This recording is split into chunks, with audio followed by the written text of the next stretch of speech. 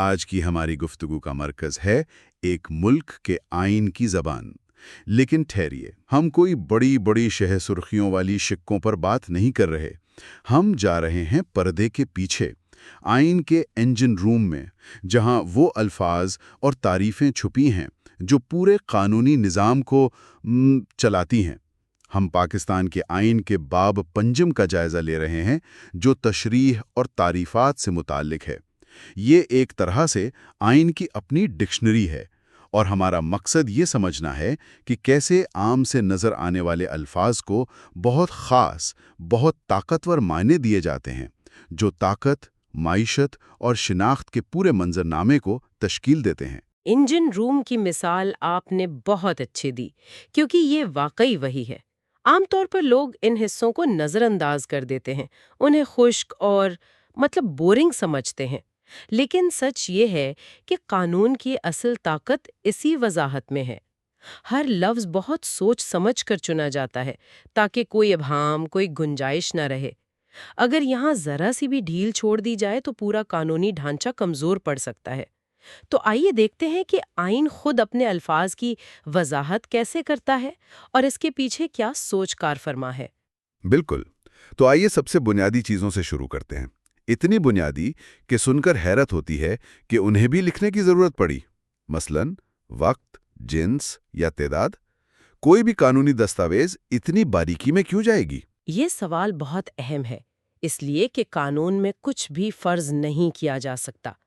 Article 262 کو ہی دیکھ لیں، وہ کہتا ہے کہ وقت کا حساب گریگورین کیلنڈر کے مطابق ہوگا۔ اب یہ بظاہر بہت معمولی بات ہے، لیکن سوچیں اگر ایسا نہ لکھا ہو تو کوئی ہجری کیلنڈر کے حساب سے تاریخوں کی تشریح کر سکتا ہے، کوئی ایشری کیلنڈر کے حساب سے۔ بالکل، اس سے معاہدوں، مدتوں اور ڈیڈ لائنز میں کتنا بڑا بحران پیدا ہو سکتا ہے۔ اسی طرح آرٹیکل 263 ایک بہت کارآمد شارٹ کٹ فراہم کرتا ہے۔ Shortcut? یہ دلچسپ ہے، کس طرح کا شارٹ کٹ؟ قانونی تحریروں کو بہت طویل اور بار بار دہرائے جانے والے الفاظ سے بچانے کے لیے، جیسے بار بار مرد یا عورت یا وہ ایک یا وہ سب لکھنے کے بجائے، آرٹیکل 263 کہتا ہے کہ مذکر صیغے میں مؤنث بھی شامل سمجھا جائے گا اور واحد میں جمع کا مفہوم بھی شامل ہوگا۔ یہ محض زبان کی بچت نہیں، یہ قانون کو جامع اور ہر صورتحال پر لاگو ہونے کے قابل بناتا ہے۔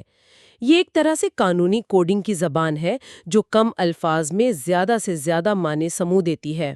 یہ تو واقعی بہت دلچسپ ہے۔ اچھا، اسی تسلسل میں ایک اور سوال ذہن میں آتا ہے۔ اگر کوئی قانون ختم یا منسوخ کر دیا جائے تو کیا ہوتا ہے؟ میرا تو یہی خیال تھا کہ اگر قانونی ختم ہو گیا تو اس کے تحت ہونے والے سارے کام بھی ختم ہو گئے ہوں گے۔ یہ ایک عام غلط فہمی ہے، اور اسی کو دور کرنے کے لیے آرٹیکل 264 موجود ہے۔ وہ کہتا ہے کہ کسی قانون کی منسوخی کا اثر ماضی پر نہیں ہوتا، یعنی اس قانون کے تحت اگر کسی کو کوئی حق ملا تھا، کسی پر کوئی ذمہ داری عائد ہوئی تھی یا کوئی سزا دی گئی تھی، تو وہ سب اپنی جگہ قائم رہیں گی۔ اچھا، تو اس کی کوئی عملی مثال ہو سکتی ہے؟ اس سے کیا فرق پڑتا ہے؟ بالکل، فرض کریں ایک پرانے ٹیکس قانون کے تحت آپ نے پچھلے سال ٹیکس ادا کیا، اب اس سال وہ قانون ختم ہو جاتا ہے۔ اگر آرٹیکل 264 نہ ہو تو آپ کہہ سکتے ہیں کہ چونکہ قانون ختم ہو گیا ہے، لہٰذا میرا پچھلے سال کا دیا ہوا ٹیکس بھی غیر قانونی تھا، وہ مجھے واپس کیا جائے۔ یا حکومت کہہ سکتی ہے کہ جن لوگوں نے اس قانون کے تحت ٹیکس نہیں دیا تھا ان سے اب نہیں مانگا جا سکتا۔ اس سے پورے نظام میں ایک افراتفری مچ جائے گی۔ یہ شک قانونی نظام میں استحکام اور تسلسل کو یقینی بناتی ہے۔ جی بالکل، یہ ماضی کو حال کی تبدیلیوں سے محفوظ رکھتی ہے۔ واہ، یہ تو بہت گہری بات ہے۔ تو آئین اس بات کو یقینی بناتا ہے کہ اختیارات کا تسلسل برقرار رہے، چاہے قوانین بدلتے رہیں۔ اسی سے جڑا ایک خیال ذہن میں آ رہا ہے بڑے عہدوں کے بارے میں۔ صدر، گورنر، اسپیکر، ان کے بارے میں آئین کی ڈکشنری کیا کہتی ہے؟ یہاں بھی آئین تسلسل اور خلا سے بچنے کے اصول پر کام کرتا ہے۔ صدر، گورنر، چیئرمین اور اسپیکر کی تعریفوں میں ایک بہت اہم اور مشترک بات ہے۔ ان سب کی تعریف میں وہ شخص بھی شامل ہے جو عارضی طور پر اس عہدے پر قائم مقام ہو۔ اس کا مطلب یہ ہے کہ ریاست کا کوئی بھی اعلیٰ ترین عہدہ ایک لمحے کے لیے بھی خالی نہیں رہ سکتا، چاہے اصل عہدیدار چھٹی پر ہو، بیمار ہو یا کوئی اور وجہ ہو، کوئی نہ کوئی اس کی جگہ قانونی طور پر اختیارات سنبھالے ہوئے ہوگا۔ ٹھیک ہے، تو اس سے یہ یقینی بنایا جاتا ہے کہ حکومت کا کام کبھی نہ رکے۔ لیکن یہیں پر میں نے ایک اور دلچسپ آرٹیکل دیکھا، آرٹیکل 261، جو کہتا ہے کہ قائم مقام شخص کو پچھلے عہدیدار کا جانشین نہیں سمجھا جائے گا۔ یہ تھوڑا سا الجھاوا نہیں ہے؟ اگر وہ عہدہ سنبھال رہا ہے تو وہ جانشین کیوں نہیں ہے؟ یہ ایک بہت باریک قانونی نقطہ ہے۔ دیکھیں، اسے ایک مثال سے سمجھتے ہیں۔ یہ ایک سبسٹیٹیوٹ ٹیچر کی طرح ہے۔ وہ کلاس کو سنبھالتا ہے، پڑھاتا ہے، لیکن وہ مستقل ٹیچر کا جانشین نہیں ہوتا۔ وہ صرف اس وقت تک ذمہ داری نبھا رہا ہے جب تک مستقل ٹیچر واپس نہیں آ جاتا یا نیا مستقل ٹیچر تعینات نہیں ہو جاتا۔ آئین کہتا ہے کہ قائم مقام عہدیدار صرف عارضی طور پر فرائض انجام دے رہا ہے، اسے باضابطہ جانشین کا درجہ حاصل نہیں ہوتا۔ تو یہ عہدے کے رسمی تسلسل کو عارضی ذمہ داری سے الگ کرتا ہے۔ بالکل، اس سے عہدے کی اپنی ایک مستقل حیثیت قائم رہتی ہے جو کسی فرد سے بالاتر ہوتی ہے۔ اچھا، اب سمجھ آیا۔ تو عہدہ اپنی جگہ قائم رہتا ہے، لوگ آتے جاتے رہتے ہیں۔ تو ہم نے دیکھا کہ آئین اعلیٰ ترین عہدوں کو کیسے محفوظ رکھتا ہے، لیکن اس وسیع مشینری کا کیا جو ان عہدوں کے نیچے کام کرتی ہے؟ میرا مطلب ہے سرکاری ملازمین سے۔ اس کے لیے ایک اصطلاح ہے ملازمت پاکستان۔ یہ سننے میں تو بہت سیدھی لگتی ہے، لیکن اس کی تعریف میں کچھ حیران کن چیزیں ہیں۔ جی ہاں، اور یہ تعریف ریاست کے ڈھانچے کو سمجھنے کے لیے بہت اہم ہے۔ آرٹیکل 260 کے مطابق ملازمت پاکستان میں وفاقی اور صوبائی امور سے متعلق تمام نوکریاں، آل پاکستان سروسز اور مسلح افواج کی نوکری شامل ہے، یعنی ملک کی پوری بیوروکریسی اور انتظامی مشینری اس میں آ جاتی ہے۔ لیکن حیران کن بات اس کی مستثنیات ہیں۔ اس میں صدر، وزیر اعظم، وفاقی و صوبائی وزراء، اسپیکر، چیئرمین اور پارلیمنٹ کے اراکین جیسے عہدیدار شامل نہیں ہیں۔ یہ تو ایک بہت بڑی تفریق ہے۔ آئین منتخب نمائندوں کو سرکاری ملازم کیوں نہیں سمجھتا؟ اس کے پیچھے کیا منطق ہے؟ اس کے پیچھے جمہوریت کا ایک بنیادی اصول کار فرما ہے۔ یہ ریاست کی مستقل مشینری یعنی بیوروکریسی اور منتخب سیاسی قیادت کے درمیان ایک واضح اور مضبوط لکیر کھینچتی ہے۔ بیوروکریسی کو غیر جانبدار اور مستقل ہونا چاہیے جو کسی بھی حکومت کے تحت کام کرے، جبکہ سیاسی قیادت عوام کے ووٹوں سے آتی اور جاتی ہے۔ اگر منتخب نمائندوں کو بھی ملازمت پاکستان کا حصہ مان لیا جائے تو یہ لکیر دھندلا جائے گی، اور اگر یہ لکیر دھندلا جائے تو اس کا عملی طور پر کیا خطرہ ہو سکتا ہے؟ اس کا سب سے بڑا خطرہ بیوروکریسی کا سیاسی ہو جانا ہے۔ اگر وزراء اور بیوروکریٹس میں فرق نہ رہے تو سرکاری افسر سیاسی وفاداریوں کی بنیاد پر کام کرنا شروع کر سکتے ہیں، جو کہ انتظامی ڈھانچے کے لیے تباہ کن ہے۔ یہ تفریق بیوروکریسی کو سیاسی دباؤ سے بچانے اور منتخب قیادت کو انتظامیہ پر غیر ضروری تسلط سے روکنے کے لیے ہے۔ یہ اختیارات کی تقسیم کا ایک اہم ستون ہے۔ یہاں سے گفتگو اب معیشت کی طرف جا رہی ہے۔ ہر نظام کی اپنی زبان ہوتی ہے۔ آئین میں جائیداد یعنی پراپرٹی یا قرض یعنی ڈیٹ جیسے الفاظ کا کیا مطلب ہے؟ یہ الفاظ تو ہم روزمرہ کی زندگی میں استعمال کرتے ہیں، لیکن مجھے شبہ ہے کہ آئین انہیں بہت مختلف نظر سے دیکھتا ہوگا۔ آپ کا شبہ بالکل درست ہے۔ آئین ان کی بہت وسیع، بہت ہی پھیلی ہوئی تعریف کرتا ہے۔ آرٹیکل 260 کے مطابق جائیداد میں صرف زمین، گھر یا گاڑی ہی نہیں، بلکہ ہر قسم کی منقولہ اور غیر منقولہ جائیداد، کوئی بھی کمرشل یا انڈسٹریل ادارہ اور ہر قسم کے حقوق، ملکیت اور مفادات شامل ہیں۔ یہاں تک کہ کوئی پیٹنٹ یا کاپی رائٹ بھی آئینی طور پر جائیداد ہے۔ واہ! تو میرے خیالات یا میری لکھی ہوئی کتاب بھی آئینی طور پر میری جائیداد ہے؟ اس قدر وسیع تعریف رکھنے کا مقصد کیا ہے؟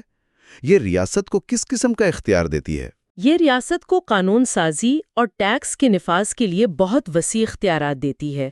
جب ہر چیز جائیداد کے زمرے میں آ جائے تو ریاست اس پر ٹیکس لگا سکتی ہے، اسے ریگولیٹ کر سکتی ہے یا عوامی مفاد کے لیے اسے حاصل بھی کر سکتی ہے۔ یہی حال قرض کی تعریف کا ہے۔ اس میں صرف ادھار لی گئی رقم ہی نہیں بلکہ ہر قسم کی واجب الادا رقوم اور ضمانتیں بھی شامل ہیں۔ یہ وسیع تعریفیں ریاست کو معاشی معاملات پر مکمل کنٹرول فراہم کرتی ہیں۔ معاشی معاملات کی بات ہو رہی ہے تو ایک بہت ہی خاص اصطلاح جو آج کل بہت سننے کو ملتی ہے وہ ہے ٹیکنوکریٹ۔ ذرا یہ بتاتے ہیں کہ آئین اس کی بھی ایک بہت واضح تعریف دیتا ہے۔ جی، اور یہ تعریف بہت ہی مخصوص اور اعداد و شمار پر مبنی ہے۔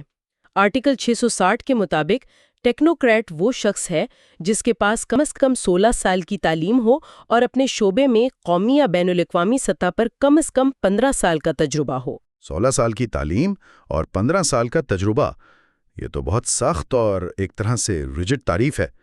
مجھے یہ تھوڑا عجیب لگتا ہے۔ کیا اس کا مطلب یہ ہے کہ کوئی نوجوان ٹیکنالوجی کا ماہر جس نے کوئی بڑی کمپنی بنائی ہو لیکن اس کے پاس 15 سال کا تجربہ نہ ہو، وہ آئین کی نظر میں ٹیکنوکریٹ نہیں ہے؟ کیا یہ تعریف کچھ پرانی نہیں ہو گئی؟ یہ ایک بہترین نقطہ ہے۔ دیکھیں، یہ تعریف اہلیت کو یقینی بنانے کے لیے بنائی گئی تھی، خاص طور پر سینٹ کے مخصوص نشستوں یا مشاورتی عہدوں کے لیے، تاکہ کوئی بھی خود کو ماہر کہہ کر ان عہدوں پر نہ آ سکے۔ اس کا مقصد ابہام کو ختم کرنا تھا۔ لیکن آپ کی بات درست ہے کہ آج کی تیزی سے بدلتی دنیا میں جہاں مہارت کی نوعیت بدل رہی ہے، یہ عددی تعریف محدود محسوس ہو سکتی ہے۔ یہ آئین کے ان حصوں میں سے ہے جن پر وقت کے ساتھ بحث کی گنجائش موجود ہے۔ اس کے یہاں ایک اور تکنیکی معاملہ کارپوریشن ٹیکس کا ہے۔ اس کی بھی تفصیلی وضاحت کی گئی ہے۔ اس کی کیا اہمیت ہے؟ اس کی اہمیت ٹیکس کے نظام میں وضاحت پیدا کرنا ہے۔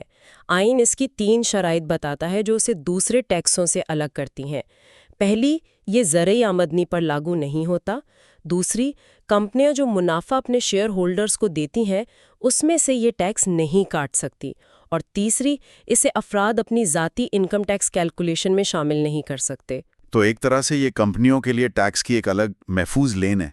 اس کا پیسہ ذاتی انکم ٹیکس کی لین میں نہیں آ سکتا۔ بالکل صحیح انالوجی ہے۔ یہ تفصیلات اسے ذاتی انکم ٹیکس سے مکمل طور پر الگ کرتی ہیں اور ٹیکس قوانین میں ممکنہ قانونی پیچیدگیوں اور تنازعات سے بچاتی ہیں۔ یہ کمپنیوں اور افراد کے لیے ٹیکس کے نظام کو واضح کرتا ہے۔ اب ہم کچھ انتہائی بنیادی اور سنساس تعریفات کی طرف آتے ہیں۔ ایسی تعریفیں جو ملک کی شناخت اور سلامتی سے جڑی ہیں۔ پاکستان کی سلامتی یعنی سیکیورٹی آف پاکستان سے آئین کی کیا مراد ہے؟ یہ صرف جنگ یا امن تک تو محدود نہیں ہوگا؟ بالکل نہیں۔ آئین کے مطابق اس میں پاکستان اور اس کے ہر حصے کی حفاظت، فلاح و بہبود، استحکام اور سالمیت شامل ہے۔ یہ ایک بہت جامع تعریف ہے، لیکن اس میں جو سب سے دلچسپ بات ہے وہ یہ ہے کہ آرٹیکل 260 واضح طور پر کہتا ہے کہ عوامی تحفظ یعنی پبلک سیفٹی اس میں شامل نہیں ہے۔ ایک منٹ، ملک کی سلامتی میں عوامی تحفظ شامل نہیں ہے؟ یہ تو بہت بڑا فرق ہے۔ عام آدمی تو ان دونوں کو ایک ہی چیز سمجھ سکتا ہے۔ ایسا کیوں ہے؟ اور اسی فرق کو واضح کرنا آئین کے لیے ضروری تھا۔ اسے ایک مثال سے سمجھیں۔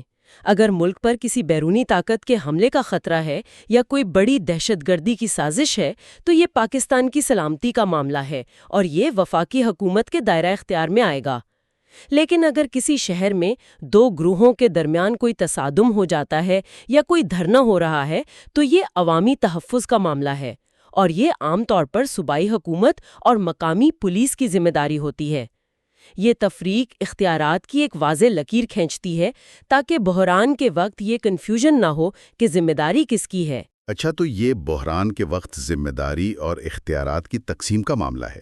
یہ واقعی بہت اہم ہے۔ اور آخر میں آئین مسلمان اور غیر مسلم کی بہت واضح قانونی تعریفیں فراہم کرتا ہے جو ریاست کی اسلامی جمہوریہ کی شناخت کے لیے مرکزی حیثیت رکھتی ہیں۔ جی، آرٹیکل 260 کی شق 3 اس کی مکمل وضاحت کرتی ہے۔ اس کے مطابق مسلمان وہ شخص ہے جو اللہ تعالیٰ کی وحدانیت اور حضرت محمد صلی اللہ علیہ وسلم کی ختم نبوت پر غیر مشروط اور مکمل یقین رکھتا ہو، اور آپ صلی اللہ علیہ وسلم کے بعد کسی بھی نبی کو نہ مانتا ہو۔ دوسری طرف غیر مسلم کی تعریف میں وہ شخص شامل ہے جو مسلمان نہ ہو، اور اس میں عیسائی، ہندو، سکھ، بدھ، پارسی کمیونٹی، قادیانی یا لاہوری گروپ کے افراد، بہائی اور درج فہرست ذاتوں سے تعلق رکھنے والے افراد کا ذکر کیا گیا ہے۔ یہاں یہ سمجھنا بہت ضروری ہے کہ ہم ان تعریفوں کے مذہبی یا سماجی پہلو پر بات نہیں کر رہے ہیں، ہم صرف یہ دیکھ رہے ہیں کہ آئین ان کی وضاحت کیوں کرتا ہے، اس کی قانونی ضرورت کیا ہے۔ بالکل، یہاں ہمارا مقصد صرف یہ بتانا ہے کہ آئین میں کیا لکھا ہے۔ یہ تعریفیں آئین اپنی قانونی ضروریات کے لیے وضع کرتا ہے۔ مثال کے طور پر ملک کے صدر یا وزیر اعظم بننے کے لیے مسلمان ہونے کی شرط ہے۔ اسی طرح اقلیتوں کے لیے مخصوص نشستوں کے تعین اور انتخابی قوانین کے لیے غیر مسلم کی تعریف ضروری ہو جاتی ہے۔ یہ تعریفیں ریاست کے قانونی اور آئینی ڈھانچے کے اندر کام کرتی ہیں اور اس کی بنیاد فراہم کرتی ہیں۔ تو اس سب کا کیا مطلب نکلتا ہے؟ ہم نے یہ سفر آئین کے انجن روم سے شروع کیا اور دیکھا کہ یہ تعریفات کا باب کوئی خشک لغت نہیں، بلکہ یہ تو پورے نظام کا آپریٹنگ سسٹم ہے۔ یہ طاقت، معیشت، شناخت اور یہاں تک کہ وقت کے اصول بھی طے کرتا ہے۔ ہر لفظ ایک قانونی ستون کی حیثیت رکھتا ہے۔ بالکل، یہ تعریفیں وہ بنیاد ہیں جس پر پارلیمنٹ قوانین بناتی ہے اور عدالتیں ان کی تشریح کرتی ہیں۔ ان میں سے کسی ایک تعریف میں چھوٹی سی تبدیلی بھی ملک کے سینکڑوں قوانین پر ڈومینو اثر ڈال سکتی ہے۔ یہ وہ خاموش لیکن سب سے طاقتور حصہ ہے جو پورے ملک کے نظام کو ایک شکل دیتا ہے۔